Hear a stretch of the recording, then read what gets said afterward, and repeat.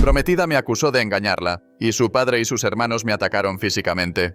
Ahora, la verdad ha salido a la luz, quieren reconciliarse, pero yo los estoy enviando a la cárcel. Tengo 30 años, soy un hombre estadounidense promedio que trabaja en un empleo de oficina estable, y hasta hace poco creía haber encontrado al amor de mi vida.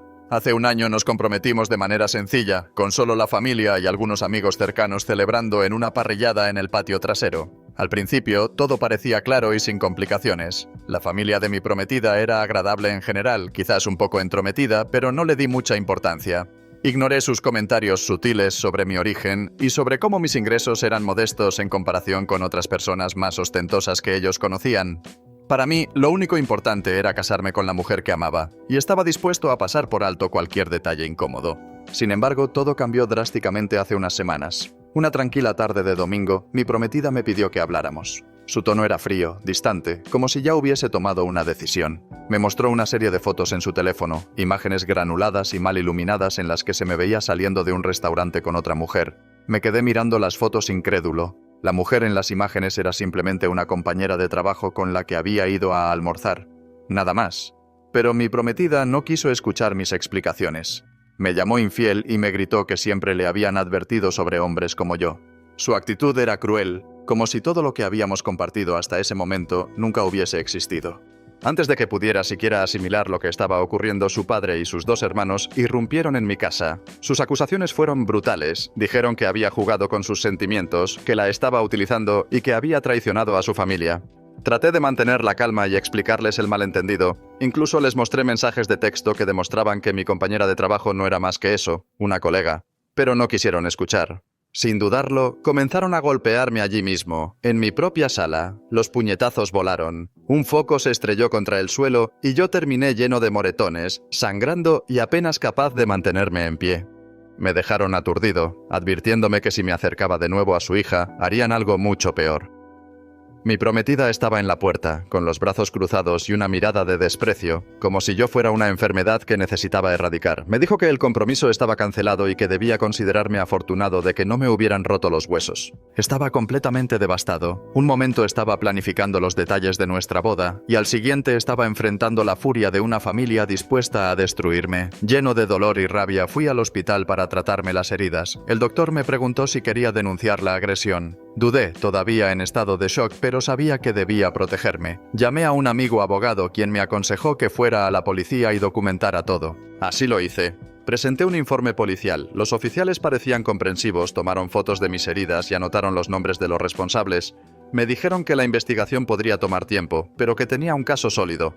Mi abogado afirmó que se trataba de cargos claros de agresión agravada. Sabía que presentar cargos no sería algo sencillo. Esto abriría una caja de Pandora. Pero después de lo que me hicieron, no veía otra opción.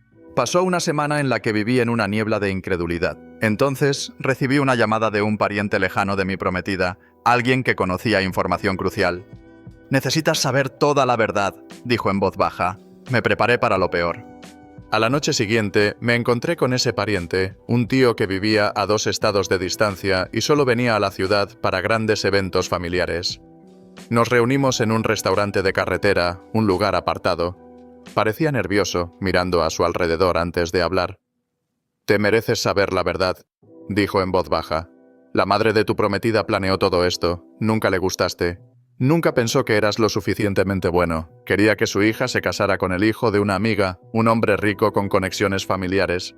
Me incliné hacia adelante, con el corazón latiendo con fuerza. «¿Qué tiene que ver eso con estas fotos falsas de infidelidad?», pregunté. Él suspiró. «La madre de ella contrató a alguien para que te siguiera, tomara fotos ambiguas y las convirtiera en un escándalo. Me alimentaron con mentiras y las llevaron directo a los oídos de mi prometida. Le dijeron que me habían visto por la ciudad con otras mujeres, inventaron rumores de que llevaba una doble vida. Para cuando llegué a casa ese día, mi prometida ya estaba predispuesta a verme como el villano de la historia. Su padre y sus hermanos, todos de temperamento explosivo, estaban listos para actuar al primer indicio de infidelidad. Sabían perfectamente que si lograban convencerlos de que yo había engañado a su hija, ellos reaccionarían con violencia y me obligarían a alejarme.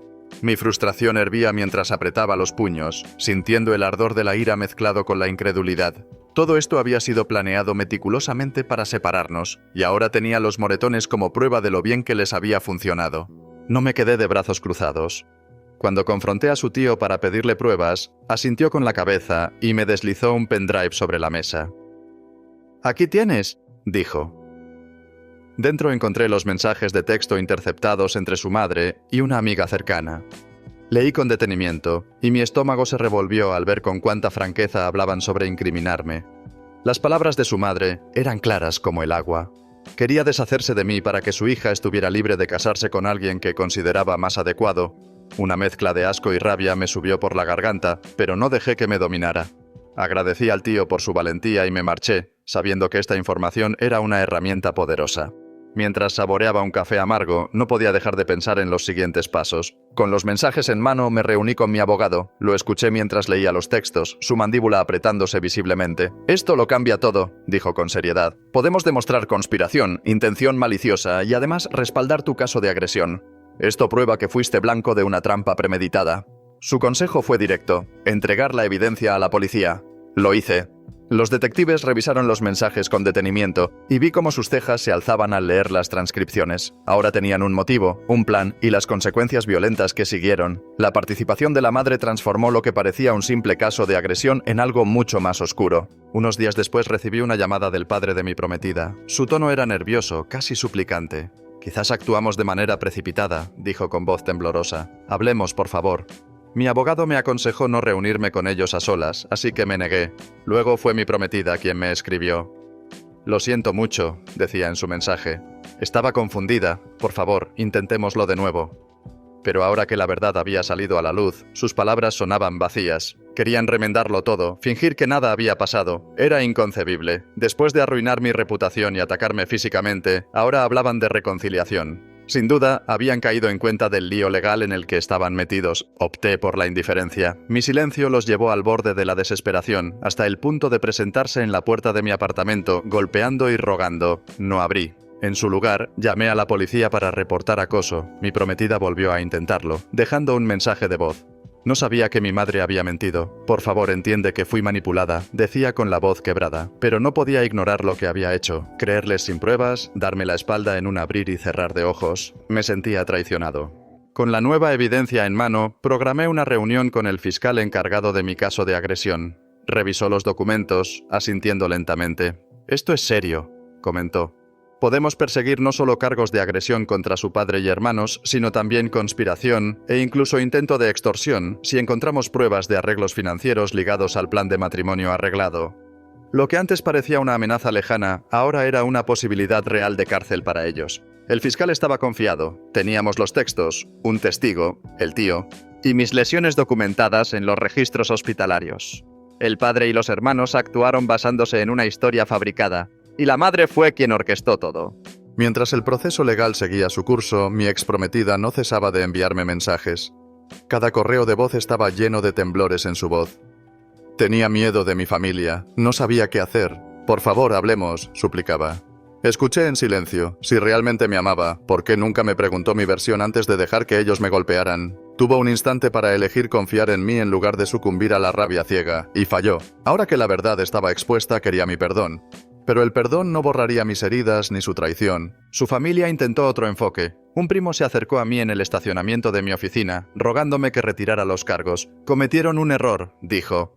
Pero sus palabras resonaban vacías. Habían jugado con mi vida y ahora les tocaba enfrentar las consecuencias. Él habló con las palmas de las manos levantadas en un gesto suplicante. «Nadie quiere un juicio, déjalo pasar». Pero me negué. Un error no incluye premeditación, mentiras y violencia. Su primo insinuó que podían ofrecerme una compensación. «Pagarán tus facturas médicas, te ofrecerán un acuerdo». Sacudí la cabeza con firmeza. No estaba interesado en comprar silencio. Ellos merecían un juicio justo y, si eran encontrados culpables, el castigo que la ley dispusiera. No pasó mucho tiempo hasta que mi abogado me informó que la policía había hecho arrestos. Detuvieron al padre y a los hermanos por agresión física. La madre fue llevada para ser interrogada por conspiración. La prometida, sin embargo, no fue arrestada. Aunque no me agredió directamente, su credibilidad quedó por los suelos. Supe que, durante el interrogatorio, la madre intentó hacerse la inocente, alegando que solo había alentado a su familia a proteger el honor de su hija. Pero los mensajes de texto decían otra cosa, demostrando cómo los incitó, planeó pruebas falsas y organizó la emboscada. El padre y los hermanos alegaron que solo estaban defendiendo la dignidad de su hija, pero los detectives no se dejaron engañar. Sabían diferenciar entre defender el honor y orquestar un ataque violento. Mi ex prometida, desesperada, me rogó que nos viéramos en una cafetería cerca del tribunal. En contra del consejo de mi abogado, acepté, con la condición de llevar a un amigo como testigo. Cuando llegó, lucía desgastada, con los ojos enrojecidos por el llanto. «Lo he perdido todo», sollozó. «Mi familia enfrenta cargos. Podríamos perder nuestra casa. Por favor, ¿no podemos resolver esto fuera de los tribunales?» La observé desde el otro lado de la mesa, recordando lo rápido que había creído lo peor de mí. Su disculpa sonaba vacía. Había elegido su lado cuando permitió que me golpearan por un rumor inventado. Me incliné hacia adelante y hablé en voz baja para que mi amigo pudiera escuchar. «Creíste una mentira sin darme una oportunidad. Estuviste ahí mientras me agredían, me dejaron sangrando en el suelo. Ahora que la verdad ha salido a la luz, quieres que lo deje pasar y siga adelante». Ella sollozaba, con las manos temblorosas. «Tenía miedo de mis padres. Mi madre insistió en que estabas engañándome. Dijo que las fotos con tu compañera de trabajo lo probaban. No sabía qué creer. Sacudí la cabeza con incredulidad. Si me hubieras amado, habrías pedido mi versión, habrías exigido pruebas, me habrías enfrentado con calma. En cambio, permitiste que me golpearan. Ahora enfrentarán a la ley, no por mí, sino por lo que decidieron hacer». Intentó tomar mi mano, pero la aparté. «Voy a seguir adelante con los cargos. Merecen enfrentar las consecuencias de sus crímenes. Si crees que el amor significa ignorar la violencia y las mentiras, entonces nunca me entendiste».